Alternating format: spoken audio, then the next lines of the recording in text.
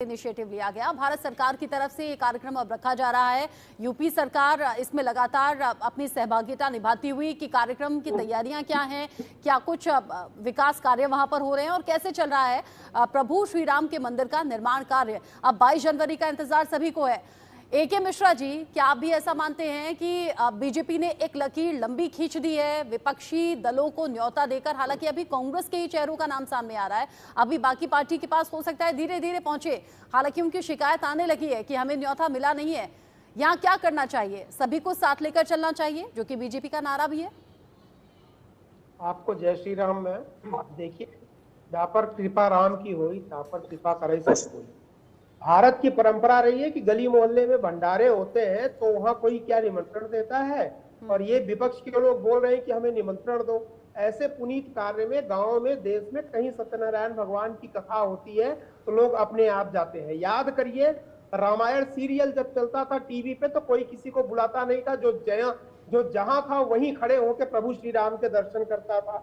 मैंने इसीलिए बोला कि राम के दर्शन, देवी माता के दर्शन एक वो है। देखिए, हम लोग गीत भी गाते हैं, चलो बुलावा आया है, माता ने बुलाया है। जिनको राम बुलाएंगे वही जाएंगे। ये दुर्दशा है विपक्ष वालों की। देखिए, जो वहां नहीं पहुंच पाए वो अपने भाग्य का पुनर्निरीक्षण करें कि भारत मेरा करके संपूर्ण हिंदू। ये प्रोग्राम किसी भारत गवर्नमेंट या बीजेपी या कांग्रेस का नहीं है, ये प्रोग्राम हिंदुओं का है। उनकी लड़ाई रही है 500 साल पहले से थी, तो बीजेपी और कांग्रेस और भारत सरकार तब वहां पे थोड़ी थी। ये 150 करोड़ लोगों की लड़ाई रही है। राम की कृपा उनके ऊपर हुई है और रामलला दर्शन उन्हीं को देंगे। मिश्रा जी, आपकी एक बात से तो इत्तेफाक नहीं रख रही हूं मैं। देखिए, आपने कहा कि गली मोहल्लों में जब इस तरह से आयोजन होते हैं तो क्या लोग नहीं जाते हैं? बिल्कुल जाते हैं। जैसे अगर किसी गली में भी जागरण हो रहा है तो चलते चलते भी लोग सोचते हैं कि भाई भगवान के आगे शीश झुका लें, या फिर अगर सुबह का टाइम है चलो भाई आरती में रहकर कुछ वक्त हम प्रसाद लेकर जाएंगे। ये होते हैं आम लोगों के तरीके। लेकिन जब इतना बड़ा आयोजन है और हम नेताओं की बात कर रहे हैं जो VIP VVIP कैटेगरी में आते हैं, तो इनके लिए अलग से व्यवस्था होती है। यहाँ ऐसा नहीं होगा कि मुंह उठाया और चल दिए। तो ठीक है, यहाँ के लिए इन्विटेशन होगा। अगर कोई इन्विटेशन देने के बावजूद नहीं आता है तो सवाल होना चाहिए, ऐसा मुझे लगता है। आप मेरी बात सुनिए, आप मुझसे इत्तेफाक मत रखिए। जो नेता अपने आप को VIP समझता हो उसके मुंह से आप बुलवा दीजिए कि मैं VIP हूँ, मुझे इन्विटेशन दो, तब मैं आऊंगा दर्शन करने के लिए। बुलवा दीजिए उसकी बाइट लेकर के। राम के सामने कौन VIP बनेगा, आप मुझे बताइए। मैं तो बोलता, अभी यहाँ पे धरना प्रदर्शन किसान आंदोलन का होता है तब किसी को इनविटेशन नहीं मिलता, रात को 12 बजे जाके खड़े हो जाते हैं और शाहीन बाग में धरना प्रदर्शन चलता है। धरना प्रदर्शन और इस कार्यक्रम में फर्क है। के दर्शन के लिए इन्विटेशन चाहिए कि श्रद्धा चाहिए? रामलला, मैं मदुरई में दर्शन करने गया, मैं महालक्ष्मी दर्शन करने गया। आप जा सकते हैं कभी भी। बात तो 22 जनवरी को जो एक विशेष आयोजन हो रहा है उसकी हो रही है। नहीं तो हाँ, तो ये बोलिए उनको रामलला का दर्शन नहीं है, आयोजन में जाके फोटोशॉप कराना है।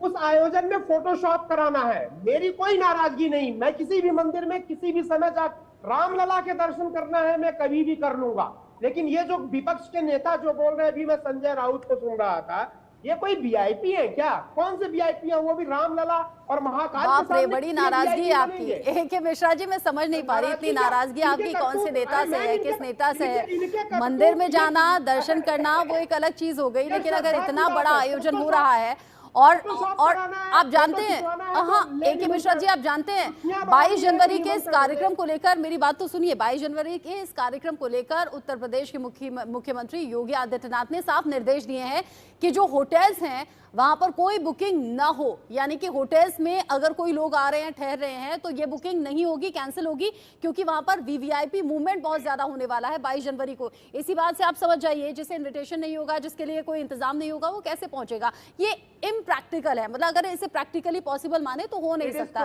थोड़ा सा गुस्सा साइड में रखिए, आप प्रैक्टिकली देखेंगे तो समझ पाएंगे। अनिल मिश्रा हमारे साथ जुड़ गए हैं। हाँ, मैं आऊंगी आपके पास। अनिल मिश्रा हमारे साथ चूंकि अयोध्या से जुड़ गए हैं, अभी ग्राउंड पर तैयारियां क्या हैं अनिल हमें बेहतर तरीके से बताएंगे, समझाएंगे। अनिल, अब तो 1 महीने का वक्त बचा है, 22 तारीख प्राण प्रतिष्ठा, जिसका इंतजार हम सभी को है। क्या बदला है अयोध्या में? राम मंदिर कितना भव्य अभी दिखाई देता है? अगर आप तस्वीर दिखा सके तो दिखाइए और बताइए। अयोध्या को बिल्कुल दुल्हन की तरह से सजाने की जो हम लोग कल्पना किया करते थे वह सार्थक हो रही है। अयोध्या की चाहे गलियां हो, सड़क हो, मठ हो, मंदिर हो, सभी को बिल्कुल दुल्हन की तरह से सजाया जा रहा है। या यूं कहें कि त्रेता युग की बिल्कुल तस्वीर जीवंत हो रखी है अयोध्या में। सड़कों को बिल्कुल क्लीन कर दिया गया है और उसी के साथ साथ सड़कों के दोनों तरफ त्रेता युगीन तस्वीरें बनाई जा रही हैं, जो बिल्कुल मनमोहक है, मन को मोह लेने वाली है। बिल्कुल जीवंत हो रखी है त्रेता युग इस वक्त अयोध्या में। जी अनिल, 22 तारीख को देखते हुए इंतजाम, चूंकि शासन प्रशासन दोनों ही अपनी नजर बनाए हुए हैं, क्या कुछ किए गए हैं? सुबह सुबह ये खबर हम चला रहे थे कि 22 जनवरी के इस कार्यक्रम को देखते हुए जो अयोध्या के होटल्स हैं वहां पर किसी तरह की कोई बुकिंग नहीं होगी। ये सब कुछ क्या वीवीआईपी मूवमेंट की वजह से है, सुरक्षा इंतजामों की वजह से है? देखिए, सुरक्षा के इंतजाम भी कहे जाते हैं क्योंकि देश के प्रधानमंत्री का आगमन अयोध्या हो रहा है, जिसको लेकर जो उसके तट नजदीकी जो होटल्स हैं वहां पे कुछ फाउंडेशन किया गया। हालांकि अभी इसकी कोई पुष्टि नहीं कर रहा है। सूचना विभाग ने एक बार जारी किया, लेकिन थोड़ी देर बाद उसने दूसरी लिस्ट जारी की जिसमें इसका कोई जिक्र नहीं था। आपको बता दें, अगर तैयारियों की बात की जाए तो अयोध्या पूरी तरह से तैयार है।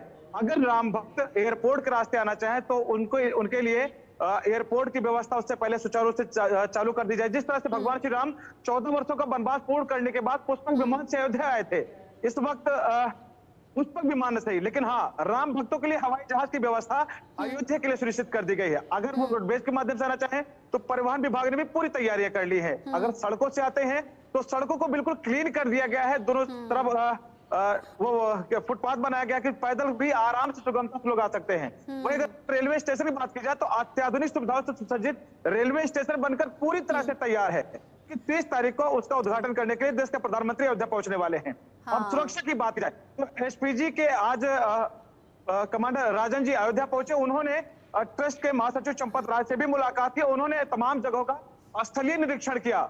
अयोध्या पूरी तरह से तैयार है उस खूबसूरत क्षण का साक्षी बनने के लिए जिसके लिए देश ही पूरा विश्व अब तक अपलक नेत्रों से अयोध्या की तरफ देख रहा था। जी ठीक है अनिल, आप रहिएगा हमारे साथ। अयोध्या में एक तरफ भव्य राम मंदिर की तैयारियां और प्राण प्रतिष्ठा के लिए कार्यक्रम जो होना है उसके लिए तैयारियां अब अंतिम पड़ाव पर हैं।